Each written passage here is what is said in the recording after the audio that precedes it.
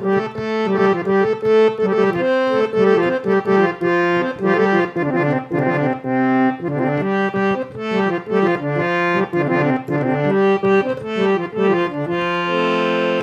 नमस्कार। आज बादल क्लासको आज हार्मोनियम क्लासको तेस्रो दिन। सबैभन्दा पहिला हिजो के सिक्यौँ, के हुँदैछ भनेर तपाईँहरूमध्ये धेरैको कमेन्ट आएको छ। तसर्थ पनि म तपाईँहरूलाई भन्छु, सबैभन्दा पहिला भिडियो देख्ने बित्तिकै फ्याट्ट लाइक ठकिहाल्नुहोस्। अनि तपाईँहरूलाई हिजोको आजको भिडियोमा के समस्या भयो भनेर चाहिँ कमेन्टमा लेख्नुहोस् है। आज म सर र तपाईँहरूको पहिला कमेन्ट, तपाईँहरूको समस्या चाहिँ म उठान गर्छु। एकजनाले के भन्नुभएको छ, पहिला चाहिँ सारे गमा पदनी सारे गमा पदनी सारे गमा पदनी हुन्छ भन्नुभएको थियो सर। अन्तिममा सिकाउने बेला त सारे गमा पदनी छ भनेर सिकाउनु भयो, के खानु भयो यस्तो भन्दै हुनुहुन्थ्यो। यो चाहिँ कस्तो भन्दा हामीले चाहिँ गीतको लागि रियाज गर्दा, गीत गाउन सिक्दा, भोकल प्र्याक्टिस गर्दा अथवा अरू बेलामा चाहिँ सारे गमा पदनी सा सानी दा पा मा गा रे सा भनेर सिक्ने चलन छ, यो दुनियाँभरमा हो। तसर्थ चाहिँ के बुझ्नु होला भन्दा यो चाहिँ मन्त्र मध्य सप्तको सारे ग म प ध नि, त्यसपछि तार सप्तको सालाई चाहिँ हामी टुक्क छुवाछौँ अनि त्यसपछि फर्किँदाखेरि पनि त्यसै गरी फर्किन्छौँ। यो सिक्ने स्टाइल हो। सङ्गीतमा 7वटा सुर हुन्छन्, तर हामीले सरगम सारे ग म प ध नि सा गर्दाखेरि अर्को सप्तको पनि सालाई छोको हुन्छ, यसरी 8वटा टोन हुन्छ। त्यति बुझ्नु होला है अहिले। अर्को चाहिँ हार्मोनियम र पियानोमा के फरक छ भन्ने हुनुहुन्छ। मैले के भनौँ, हार्मोनियम चाहिँ हावाले चल्छ, पियानो चाहिँ इलेक्ट्रिकल बाजा हो।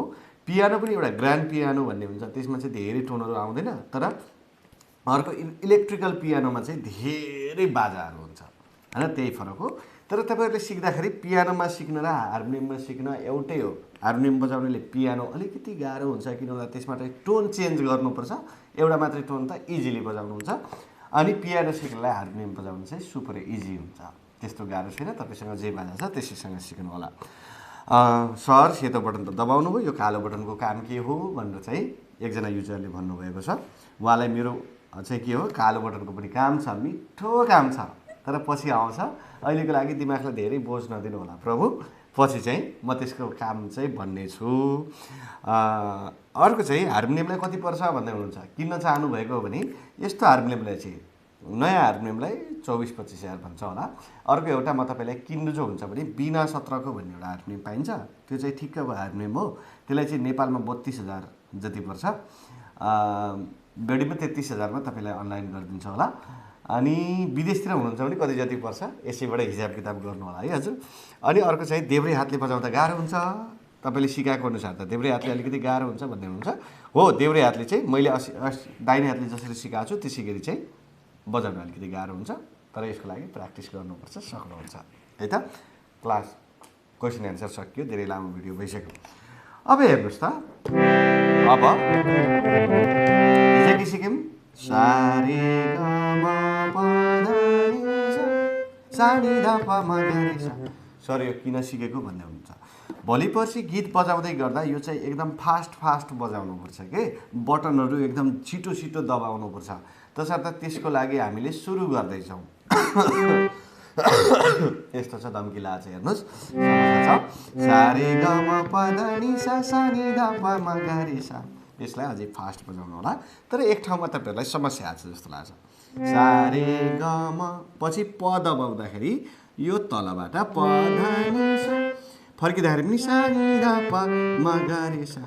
खासमा यहाँ यसको काम एउटै हुन्छ, जाने बेलामा म पछि प दबाउँछ भित्रबाट, आउने बेलामा पहिला प दबाउँछ अनि म दबाउँछ।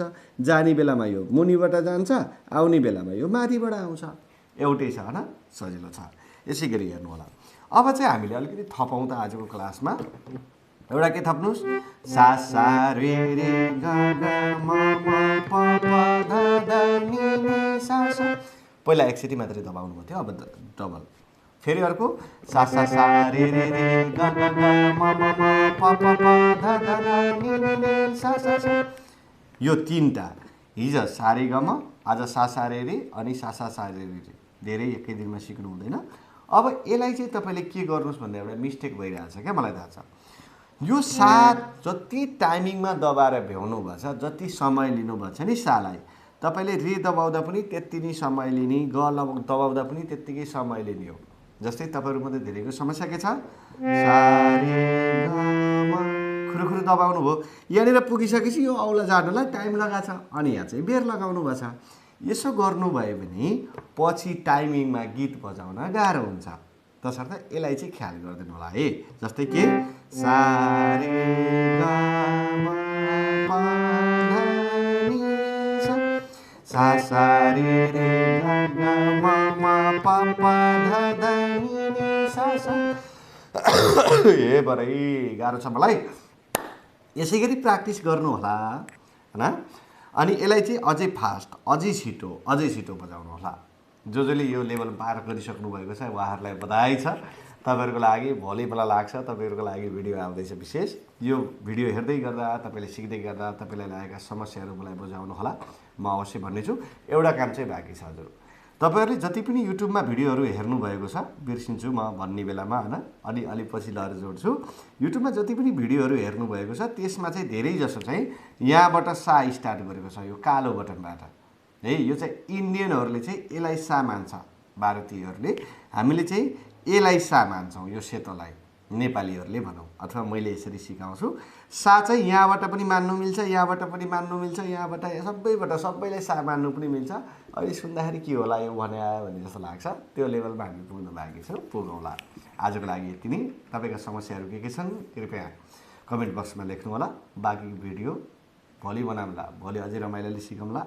आजको चाहिँ कम्प्लिट गरौँला। सकेसम्म मैले जति भने त्यसलाई नहेरिकन बजाउने प्रयास गर्नुभयो भने तपाईँले सकेसम्म छिटो हार्मोनियम सिक्नुहुन्छ। जति धेरै प्र्याक्टिस त्यति छिटो सिकाए।